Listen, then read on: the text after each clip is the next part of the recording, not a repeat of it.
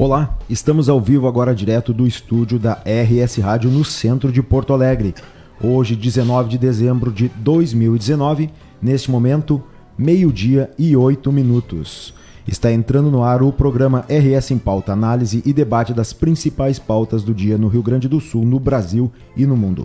Eu sou o jornalista Everton Lacerda e me acompanho aqui para comentar as principais notícias, o auditor fiscal Diego de Grazia e o jornalista Luiz Augusto Kerr. Os ouvintes também podem participar enviando comentários ou perguntas até o 12:30, através do WhatsApp número 51996975564. O número está na tela para quem nos acompanha na live do Facebook.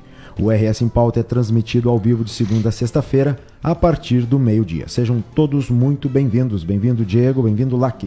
Boa tarde. Bom dia ainda, né? Muito obrigado. Tudo bem, Everton? Tudo bem? Obrigado, Tudo bem. muito bom.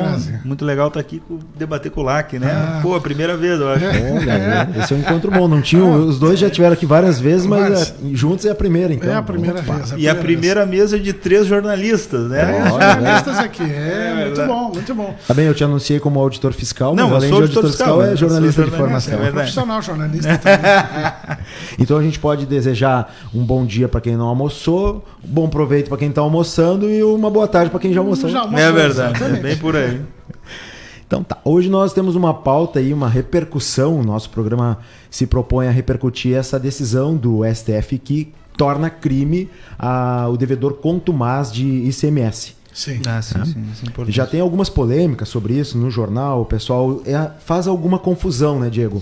Sobre o que é o devedor contumaz, sobre o que é crime, o que é dever ICMS, o que eu devo fazer com o ICMS? Eu tenho que pagar meus funcionários primeiro, tenho que alimentar minha família, mas de quem é esse dinheiro que está na mão do empresário? O Diego vai comentar, mas eu de antemão já deixo assim a minha opinião, que acho que essa posição do STF ela é meio estranha, ela não me soa muito bem, né? Mas o Diego primeiro vai fazer uns esclarecimentos, depois vamos debater aqui, que eu tenho alguma estranheza com essa decisão. É muito comum acontecer isso, né? Por quê? Primeiro porque é um tributo complexo, a ideia é complexa. Para nós que somos técnicos já é complicado, a gente tem que estar estudando, imagina para o povo em geral. É por isso que a gente vê toda essa controvérsia que está acontecendo com essa decisão do STF, né? Mas, no fundo, essa decisão ela é uma decisão muito adequada e que vai premiar o bom contribuinte, né? Porque eu volto a dizer aqui, eu sempre digo, toda vez que eu venho eu falo isso, né? O ICMS tem uma peculiaridade. Ele é um tributo indireto. Quem paga o ICMS, quem tira o dinheiro do bolso para pagar o ICMS é o consumidor final, porque o valor está embutido no preço do ICMS que é cobrado dele quando ele compra uma mercadoria. Então esse é o primeiro pressuposto, né? Então quem paga, quando você vai lá e compra o seu telefone, por exemplo, você pagou o ICMS daquele telefone porque ele já está dentro do preço. Perfeito. Tá? Ou quem vende, compra por 50, põe a sua margem de lucro que é 30 e bota lá mais 20 de ICMS para cobrar de você. Então você paga aqueles 20 lá e vem para o vendedor, que é o que a gente chama de contribuinte de direito, né? Quem tem a obrigação de recolher esse valor lá para os cofres públicos. Embora, Diego, talvez para o ouvinte, para quem não é um técnico e não estuda a lei, como tu colocaste agora há pouco, chamar de contribuinte pode causar uma certa confusão. Se diferencia aqui, né? O contribuinte de direito e o contribuinte de fato. Exatamente, essa é a nomenclatura da doutrina. Mas a ideia que tu colocaste aqui dos preços, dos valores embutidos em um produto, por exemplo, pode ser serviço também. Todo mundo pode embutir, mas a característica legal do tributo que possui essa ideia é o ICMS e o IPI, que são os tributos indiretos. Eu gosto de fazer a comparação do imposto de renda. Perfeito. Quando você ganha 5 mil lá de imposto de renda, né? Você vai receber os 5 mil, você vai ter que pagar um valor de imposto de renda. Então você vai tirar. Na declaração de ajuste. Na declaração, você que recebeu aqueles 5 mil, você vai lá e você vai pagar o imposto em cima daqueles 5 mil. Valores. Então, no fundo, você fica lá com 4 mil e pouco. Vamos pensar assim, tá bom? Quando a gente fala do tributo, esse é o tributo direto. Quando a gente fala do tributo indireto, há uma distinção aqui. O imposto está lá dentro do valor e quem paga é quem compra. Então nós temos dois... Quem paga é o mesmo nos dois casos, né, Diego? o cara do imposto de renda que tu citaste antes é o cidadão A. O cidadão A. Ele descontou ali no imposto de renda, é ele que paga. Ele que paga. E quando ele vai para o produto indireto, que é esse que tu está colocando, que Também é ele que Também ele que paga. paga. Só que o que acontece É nesse aí. caso, como é indireto, o comerciante que vendeu, ele fica responsável por fazer o recolhimento. É o que a gente chama de contribuinte de direito. Por isso que, por que de fato e de direito? O de direito é aquele que tem a obrigação de recolher para o cofre público. E o de fato é o que tira do bolso, Pagou. efetivamente. Então, Pagou pelo produto cujo valor incluía o imposto. Sim. Então, o contribuinte de direito, que é o comerciante, ele tem o dever de recolher. Então, ele tem que recolher Sim. para o cofre público. Mas ele já passou isso para o contribuinte de fato. Quem arcou foi o contribuinte de fato. Então, com esse pressuposto, a gente começa a entender a decisão do STF. Porque o STF fez assim, vamos dizer assim, olha, em alguns casos, e não é em todos os casos, em alguns casos, é possível a gente pensar que há uma apropriação indébita nesse caso. Sim, e que é o contumaz. Exatamente. O que o STF disse? O contribuinte que de forma contumaz e com dolo de apropriação, ou seja, com intenção, quem tem dolo tem intenção de né, fazer de apropriação, deixa de recolher o ICMS cobrado do adquirente da mercadoria ou serviço, incide no tipo penal, é crime. É isso que o STF está dizendo. O meu incômodo nessa questão é que esta é mais uma questão no Brasil que uma questão tributária ou uma questão de direito administrativo se transforma numa questão de direito penal. Essa discussão é a discussão correta. Nós estamos num país onde não torcer pelo Grêmio ou pelo Internacional ou vai ao juiz vai virar um crime e vai para dentro da cadeia. Quer dizer, tudo vira direito penal no Brasil nesse momento. O Estado policial que nós vamos ter, é evidente que todo o raciocínio que se faz jurídico está correto. Né? O devedor, o empresário que recolhe imposto e contumazmente não entrega esse imposto para o Estado, ele precisa ser punido, ele precisa ser buscado, mas é o direito penal que deve fazer isso? Essa é uma discussão. Essa é a discussão correta. É a discussão que o LAC inaugurou aqui, essa é a discussão correta. O que nos leva a termos que utilizar aí o direito penal de uma forma indireta para fazer recolhimento de tributo. Essa é a discussão jurídica de um outro... Esse é um outro patamar. Os juristas estão discutindo isso hoje. Os advogados tributaristas estão enlouquecidos com isso. Né? Essa é a discussão a ser feita. É usar o direito penal para se recolher tributo. Por que isso? Né? Isso, no fundo, acredito eu, né, que é um reflexo da nossa sociedade. Né? Porque se nós tivermos consciência das nossas obrigações, nós não vamos ter que usar, não chegaríamos a esse ponto. Né? Então, isso para mim é um reflexo social que nós temos no Brasil aqui, que se muda, e aí nós vamos chegar lá naquela nossa discussão que sempre acontece aqui com a educação. Né? Claro. Isso nós vamos mudar com a educação. Então, se nós não temos isso, o Estado acaba tendo que ser mais policialesco, se utilizar de institutos de direito penal para fazer o que o direito penal não teria que regulamentar. Né? Essa decisão do STF ela vem como uma resposta da sociedade ao excesso de liberalidade com os devedores. Exatamente. Excesso de recursos que podem obter, excesso de formas de escapar da autoridade fazendária, né? Mas também aí saímos do 8 e caímos no 80, né? Também tem isso, né? E o que diz, Diego, tu que é um especialista, o que diz a nossa legislação estadual aqui sobre quem é o contumaz? O que acontece? Isso é um ponto importante, em que pese o LAC tenha a argumentação dele tem a validade, essa é a discussão que vai ser feita aí daqui a pouco.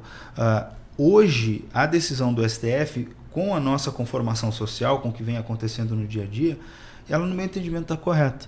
Porque o que acontece? Ela penaliza aquele indivíduo que é devedor contumaz e tem dolo. E a ideia do devedor contumaz aqui no estado do Rio Grande do Sul, nós temos uma legislação que regula quem é o efetivo devedor contumaz. É importante saber, um mês? Não. 2 meses. Por exemplo, o devedor, o padeiro, né, que vai lá e deixa de recolher o ICMS num mês, esse cara não vai ser enquadrado no tipo penal. Ele tem que ser devedor contumaz, ele tem que ter dolo na apropriação. E nós aqui, nós temos, por exemplo, uma lei que diz quem é quem é o contribuinte considerado devedor contumaz. Né? É aquele que deixa de recolher o ICMS declarado em guia, né, em 8 meses de apuração do imposto nos últimos 12 meses anteriores ao corrente. Então, é o cara que deixa de recolher, declara... Já não cumpriu com a tarefa no exercício anterior. Esse cara que declara e não paga. É o cara que faz isso com intenção de exercer a concorrência desleal. Ele declara, sem dúvida. Porque diz, eu declarei, devo, não nego, e aí não caracteriza como um crime, e não vou pagar. Claro. Né? Esse cara que se utiliza do recurso público para fazer o próprio giro dele, é o cara que vai ser declarado lá. Claro, existem outras hipóteses, ele pode ter dolo e pode ser enquadrado em outra hipótese, se fraudar efetivamente, mas o devedor contumaz é aquele que nos últimos 12 deixou 8, declarou e não pagou. Aí a gente diz assim, não, se ele precisa desse dinheiro para pagar suas contas, os seus funcionários, alguma coisa está errada na empresa. Porque o ICMS já está incluído acima do lucro. Essa é a questão. Tu acabaste de colocar, né, Diego? Tu falou da questão da concorrência desleal. Isso. Então são no mínimo duas questões que a gente tem que pensar muito e é tranquilo para o leigo, inclusive, compreender. Que é, quando o sonegador ele deixa de repassar aquele tributo que ele cobrou, ele prejudica do cidadão, a sociedade toda inteira. Ele pega o dinheiro, porque ele cobra, sai do bolso do consumidor, ele fica com aquele dinheiro e não repassa para o Estado. E fica com o lucro dele também, que já está dentro. Claro, fica com lucro. E que aí é que o empresário e a empresa sadia e saudável, ela tem que se sustentar e pagar seus funcionários e pagar e a família do empresário se sustentar. É com o dinheiro da operação. Do lucro. Mas não com o dinheiro que o consumidor entregou para ele para que ele repasse para o Estado. Porque existe uma norma tributária que diz que existem tributos. Exato. Os tributos que devem para o Estado.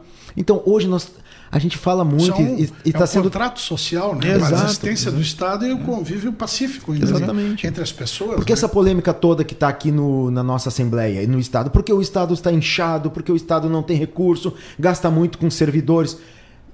Esse é o ponto errado da discussão. Perfeito. Não é se nós estamos gastando muito ou não com os servidores, porque uma empresa de prestação de serviço ela gasta mais com seus trabalhadores. E o Estado é um prestador de serviço. Agora, o que nós temos que saber é se o que está entrando é suficiente ou não. Então, talvez o que tenha que melhorar é a receita, é entrar mais recursos. Esse é o debate que não está sendo feito. Uma revisão dos incentivos fiscais, também. dos benefícios concedidos, que sabe-se que são no valor de cerca de 9 bilhões ao ano. Solucionaria todos os nossos problemas. Ao menos uma parte disso. Nós trouxemos num outro programa um encadeamento, uma avaliação de 2014 a 2018 do incremento das receitas que são frutos de isenção e de redução de base de cálculo. Foi mais de 60%, né, que a gente estava fazendo o cálculo, que aumentou nos últimos 4 anos. Então, a saída está na receita. E essa decisão do STF ela vem para ajudar essa saída da receita, porque ela vai punir quem? O devedor contumaz, aquele cara, o contribuinte que tem dolo, tem intenção de fraudar e que acaba prejudicando aquele que paga os seus tributos, né? Então, essa decisão do STF, ela vai criminalizar, e está no site do STF, o não recolhimento intencional do STF, do devedor contumaz. Não é o pequeno comerciante que ocasionalmente, por um acaso, em algum momento deixou de recolher. Esse cara não vai ser criminalizado. Claro, terá que pagar o seu tributo com as penalidades da legislação, multa, exato. Mas não é esse o foco da decisão. O foco da decisão é aquele indivíduo que se utiliza do recurso do tributo para fazer a sua operação funcionar. Sim. É esse que não deveria estar aberto, esse cara, não deveria estar no mercado. Ele está utilizando o recurso da sociedade. Prejudica a sociedade, o Estado e o concorrente dele. Ele está utilizando o recurso da sociedade para funcionar. Exatamente. É isso que tem que ficar claro. Nós todos estamos pagando a operação desse. E olha só, devedor. nós todos aqui, eu acho que já fomos empresários. Né? Eu já fui empresário, o lá que foi, não sei se ainda é. O Diego também, né, Diego? Já fosse também. Antes de entrar na fazenda, eu era dono de restaurante.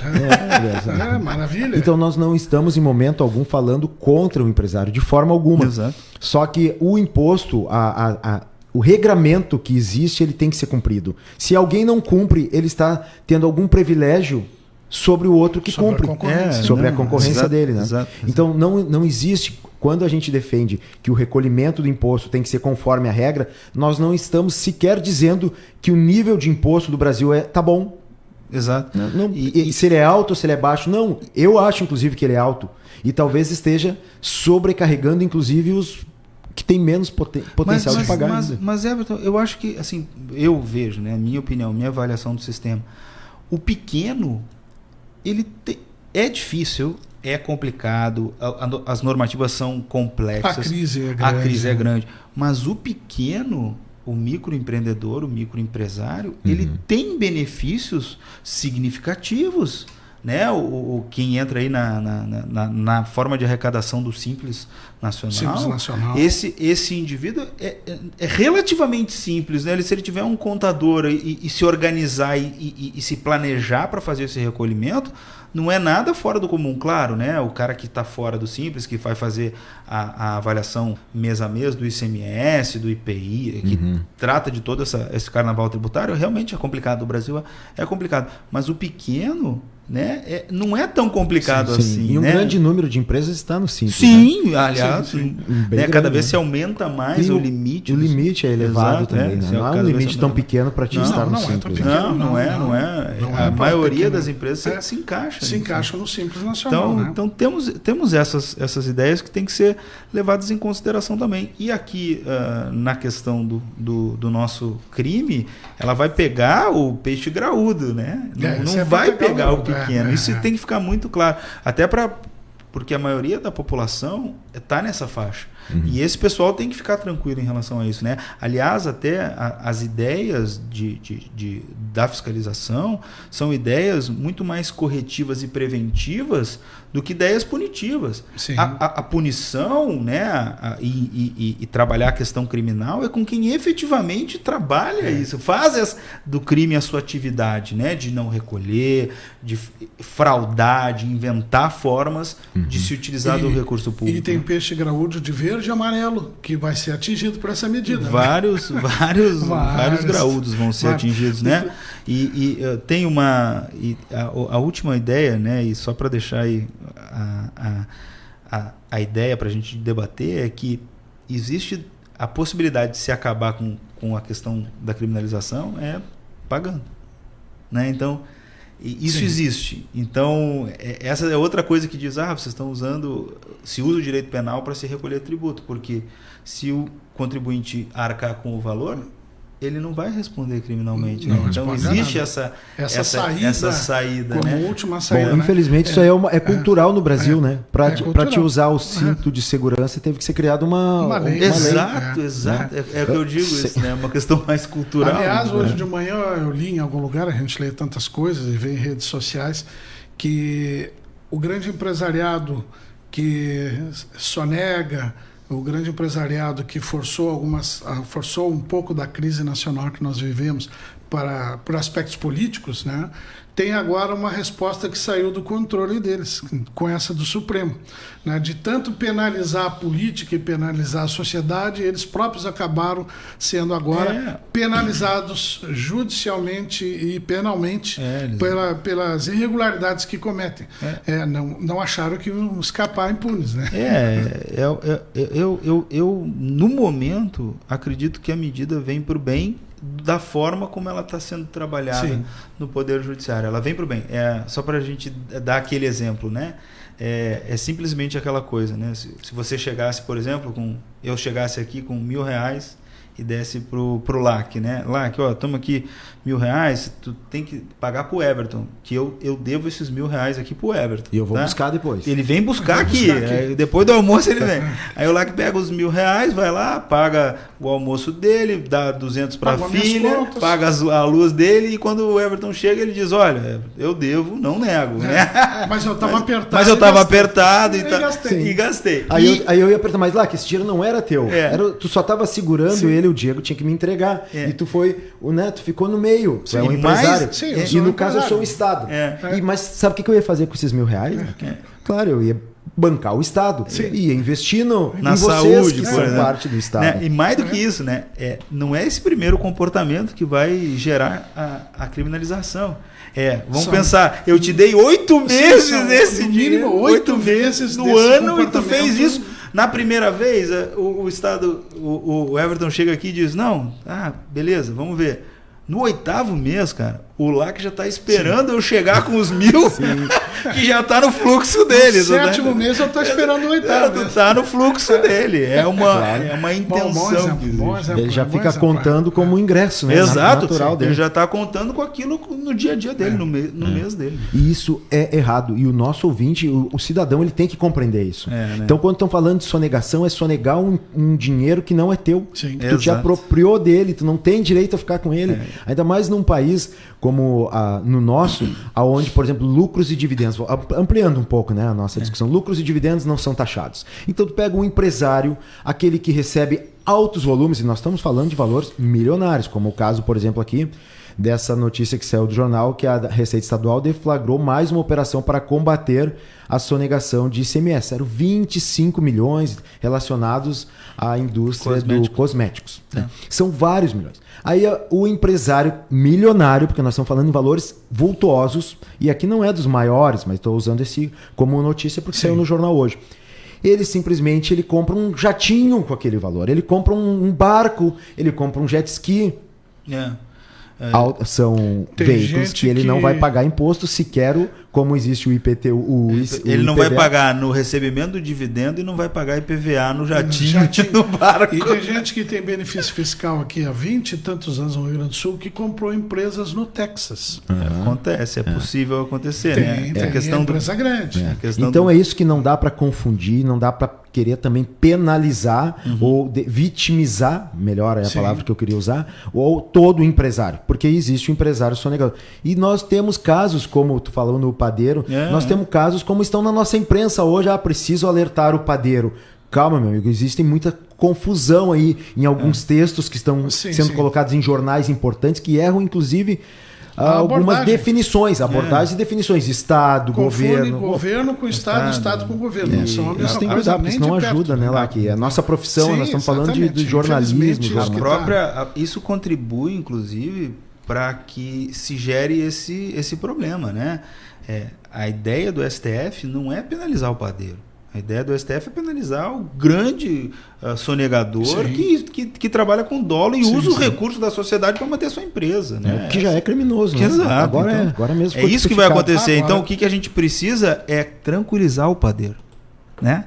A gente não precisa alertar, a gente precisa tranquilizar o padeiro. Né? O padeiro que eventualmente não pagar o seu tributo não vai ser caracterizado como crime. Vai ter que pagar lá a sua multa e tudo mais. Mas esse aí não vai entrar ainda mais que o Estado às vezes faz também, né? Que a gente já discutiu aqui, refinanciamentos. Como acabou de fazer, até a semana passada o refaz. Que também é discutível a forma, enfim, mas é mais uma forma do empresário quitar suas dívidas. Exato, né? E ficar legalizado com a Já estou ouvindo a nossa musiquinha ao fundo, estamos terminando? Estamos indo pro final. Eu tinha mais uma polêmica para trazer. Passa aqui. rápido, né? Passa rápido. A minha polêmica é o seguinte, não me entra na cabeça que a pessoa foi aprovado ontem na Assembleia, né? Cobrança de tributos sobre aposentados. Isso. Não me entra na cabeça que uma pessoa, não importa o tamanho do salário, tenha contribuído toda a sua vida para a aposentadoria e quando já ela chega na aposentadoria, ela tem que continuar contribuindo para a aposentadoria. Isso não faz sentido. Não me entra na cabeça. Essa conceituação mágica dos liberais atuais não me convence e não me entra na cabeça. Mas fica para o próximo programa. E temos que convidar o colega Celso, que é um maior especialista, a meu ver, na questão previdenciária hoje no Brasil, um dos maiores especialistas. Sim, palestra no Brasil inteiro. Exato, né, e tem um conhecimento muito preciso sobre a reforma, né? E ele pode te esclarecer aí diversos pontos, aí, diversas controvérsias muito interessantes nessa nova previdência que foi aprovada. Essa minha controvérsia essa tua é clara. É conceitual. Né? Exato, só um pouquinho. Eu contribuí todo e agora eu estou aposentado.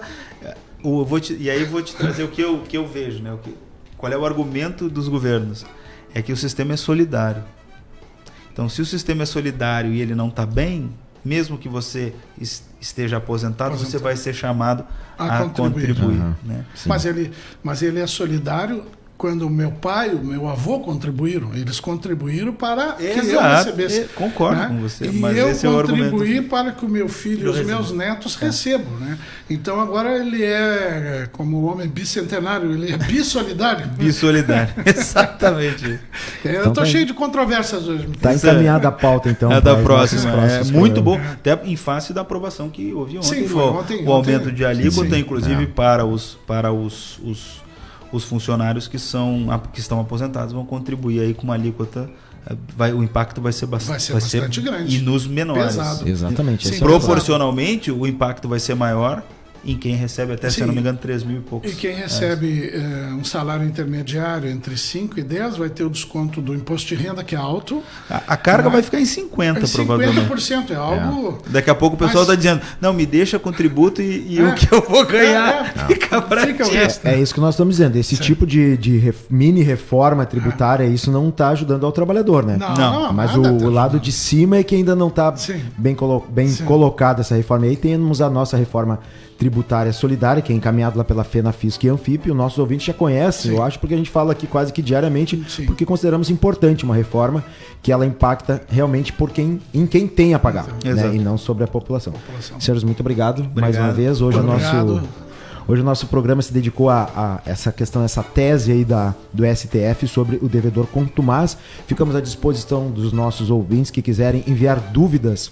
Mandem para o nosso WhatsApp, que está ali na tela, para quem está nos vendo pela live ali do Facebook. O WhatsApp é 996-697-564. Se tiverem alguma dúvida, mandem comentários também, a gente faz a repercussão aqui no programa. Uma boa tarde a todos. Boa tarde, pessoal. Boa tarde.